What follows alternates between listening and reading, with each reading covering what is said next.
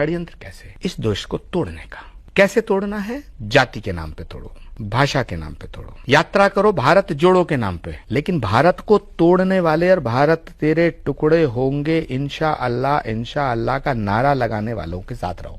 यात्रा करो भारत जोड़ो, नियत है भारत तोड़ो। जितने भारत को तोड़ने वाली शक्तियां हैं, तोड़ने वाले तंत्र हैं, सब राहुल जी के नजदीक है। 2014 में पूरी सरकार, जैसा द्विवेदी जी ने कहा, पूरी सरकार पूरा तंत्र आपका था। अब उस समय किसने वोट चोरी किया? आप 14 में क्यों हारे? 19 में हार हो गई आपकी तो ठीक है, हम ये समझ सकते हैं। 14 में क्यों हारे? दूसरा, 2017 में राहुल गांधी कांग्रेस के प्रेसिडेंट थे, उत्तर प्रदेश में मुख्यमंत्री अखिलेश यादव थे, दोनों मिलकर चुनाव लड़े।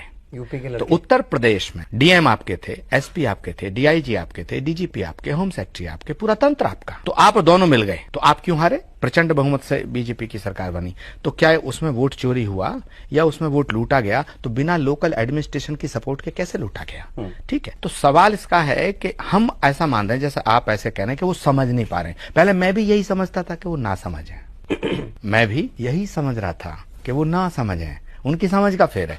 अब मुझे लगता है ये बहुत बड़ी कॉन्स्पिरेसी और एक षड्यंत्र का हिस्सा है। ये जो हो रहा है, नरेंद्र मोदी का अपमान करना, चुनाव आयोग का अपमान करना, चुनाव आयोग को लुटेरा बताना, चुनाव आयोग को वोट चोर बताना, चुनाव आयोग को बेईमान बताना। तो अगर चुनाव आयोग बेईमान है, अगर चुनाव आयोग लूट कर रहा है, झूठा है, तो फिर आप लोकसभा के सदस्य कैसे हैं? तेलंगाना में, कर्नाटक में, हिमाचल में, तीनों जगह कांग्रेस की सरकार चल रही है। इसी चुनाव आयोग के द्वारा जारी किए गए सर्टिफिकेट के द्वारा आधार पे चल रही है। उत्तर दोस्तों, कांग्रेस का दोहरा चरित्र कैसा है ये आप जाने, इसके लिए ही मैंने आपको ये बयान सुनवाया है, जो कि कांग्रेस के ही पूर्व नेता प्रमोद कृष्णन जी का बयान है, जो उन्होंने इंडिया टीवी पर आकर दिया था।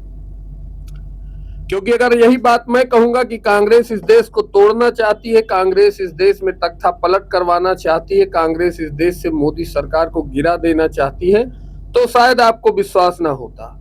इसलिए मैंने आपको प्रमोद कृष्णन जी का ये बयान सुनवाया है, जो कि पूर्व कांग्रेस के ही बड़े नेता रहे हैं। और हाल में ही बिहार की एक चुनाव रैली में खड़गे जी ने एक बयान भी दिया है कि आने वाले 6 महीनों में देश में मोदी सरकार की डबल इंजन सरकार नहीं रह जाएगी। अब सोचने वाली बात यह है कि कांग्रेस के राष्ट्रीय अध्यक्ष खड़गे जी आखिर यह बयान किसके दम पर दे रहे हैं? आखिर उनका प्लान क्या है? वो ऐसा क्या करने वाले हैं कि देश में चुनी हुई एक बहुमत की सरकार 6 महीने में गिर जाएगी? यह विषय आप जितना समझ रहे हैं उतना छोटा नहीं है, यह विषय उससे कहीं ज्यादा बड़ा है। आखिर कैसे गिर जाएगी 6 महीने में मोदी की सरकार? खड़गे ने यह बयान आखिर चुनाव रैली में क्यों दिया है? इसके पीछे उनकी मंशा क्या है? इसके पीछे वो कौन से लोग हैं जो देश में उनकी मदद कर रहे हैं कि एक चुनी हुई बहुमत की सरकार अपने आप गिर जाएगी? आइए समझते हैं इस पूरे मसले को कि आखिर बात क्या है। राहुल गांधी की जन अधिकार यात्रा के दौरान जब रैली में खड़गे ने यह बयान दिया कि आने वाले 6 महीनों में इस देश में डबल इंजन सरकार नहीं रह जाएगी, तो हमारा दिमाग सोचने पर मजबूर हो गया कि आखिर खड़गे ऐसा क्यों कह रहे हैं। लेकिन ठीक उसी समय इंडिया टीवी पर जब प्रमोद कृष्णन जी भी आकर यह बात कहते हैं कि कांग्रेस इस देश को तोड़ने का प्रयास कर रही है, कांग्रेस इस देश को बांटने का प्रयास कर रही है, तो मामला कुछ कुछ समझ में आने लगा। ऐसी ही कुछ खबरें डीप स्टेट को लेकर भी बीच बीच में आती रहती हैं। डीप स्टेट के बारे में मैं वीडियो पहले भी बना चुका हूं, आने वाले समय में फिर बनाऊंगा कि अमेरिका में स्थित यह डीप स्टेट कौन है जो अलग अलग देशों में तख्ता पलट कराने का काम करता है। बीते 11 वर्षों में तमाम चुनाव होने के बाद इस देश की सभी पार्टियों को जब यह विश्वास हो गया है कि नरेंद्र मोदी को चुनाव में हराना नामुमकिन ही नहीं असंभव है, तब उन्होंने अब एक प्लान तैयार कर लिया है कि इस देश में हमको मोदी सरकार गिराने के लिए इस देश को बांटना होगा। और तभी राहुल गांधी एटम बम और हाइड्रोजन बम जैसे शब्दों का प्रयोग कर रहे हैं। इनका पूरा प्लान है कि किसी तरह इस देश में केरोसिन का छिड़काव किया जाए और फिर एक चिंगारी दे दी जाए जिससे देश जल उठे और मोदी सरकार गिर जाए।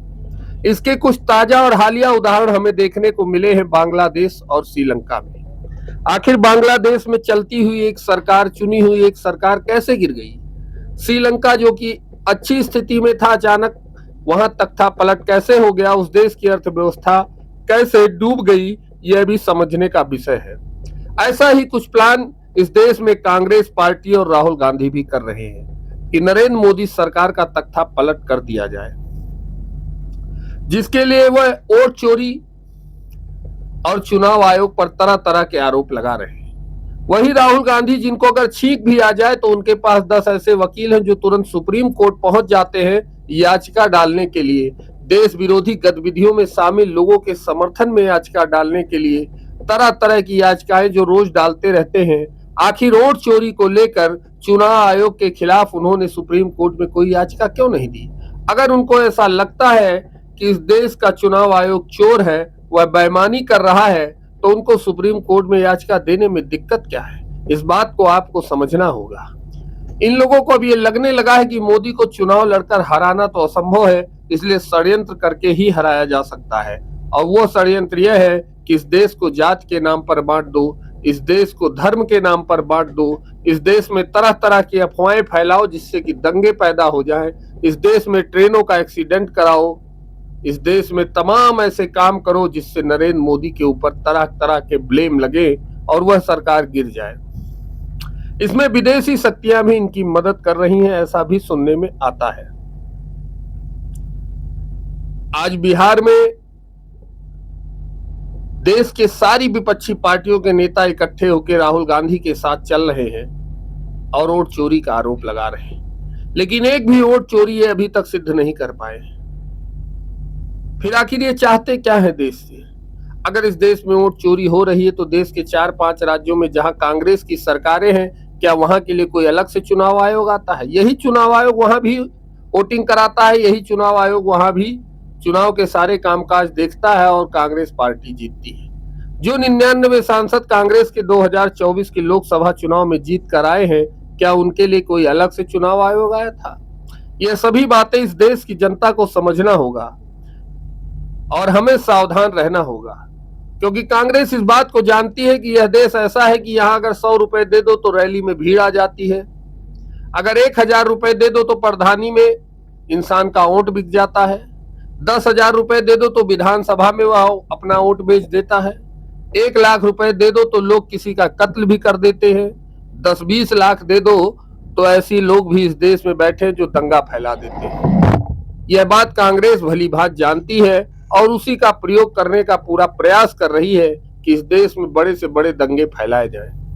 हाल ही में इथेनॉल को लेकर कांग्रेस विरोध कर रही है। पेट्रोल में मिलाया जाने वाला इथेनॉल जो हमें कुछ हद तक तेल के मामलों में आत्मनिर्भर बना सकता है, उस पर कांग्रेस का विरोध करना कुछ समझ में नहीं आता है। कुल मिला के देखा जाए तो यह समझ में आता है कि इस देश को जिन भी चीजों से फायदा होता है, कांग्रेस उसका हमेशा विरोध करती आई है और आज भी उसकी नीति यही है। खड़गे ने जो बयान दिया है उसके पीछे उनकी जो मंशा है वो समझाने का प्रयास मैंने आपको किया है और आपको इस मसले पर सावधान रहने की जरूरत है। इस देश को नरेंद्र मोदी जैसे नेतृत्व की अभी आने वाले 10 से 20 सालों तक जरूरत है, जिससे यह देश एक विकसित राष्ट्र बन सके। लेकिन इस देश की विपक्षी पार्टियां शायद यह स्वीकार नहीं करती हैं कि भारत भी विकसित राष्ट्र बने, भारत भी खुशहाल बने। इथेनॉल जो कि किसान के खेतों से आता है, जिससे किसान की कमाई बढ़ सकती है, कांग्रेस कतई ये नहीं चाहती है कि इस देश का किसान खुशहाल बने और मोदी को लगातार वोट करे, जिससे मोदी इस देश की सत्ता में बने रहे। तो कुल मिला के आप सभी से मेरा ये निवेदन है कि आपको सावधान रहने की जरूरत है और आने वाले हर चुनाव में, चाहे वो कहीं का चुनाव हो, आपको बहुत सोच समझ कर वोटिंग करने की जरूरत है। कोई भी बयान देता है, कोई भी आपको भड़काने का प्रयास करता है तो उसकी सच्चाई को जानने की जरूरत है। उसके लिए आप अपने मोबाइल में चैट जीपीटी, ग्रोक एआई जैसे सॉफ्टवेयर इंस्टॉल कर सकते हैं, जहां से किसी भी मामले की सच्चाई को तुरंत पता लगा सकते हैं। तो सावधान रहिए, इस देश हित के लिए खड़े रहिए। जय श्री राम, जय हिंद, वंदे मातरम।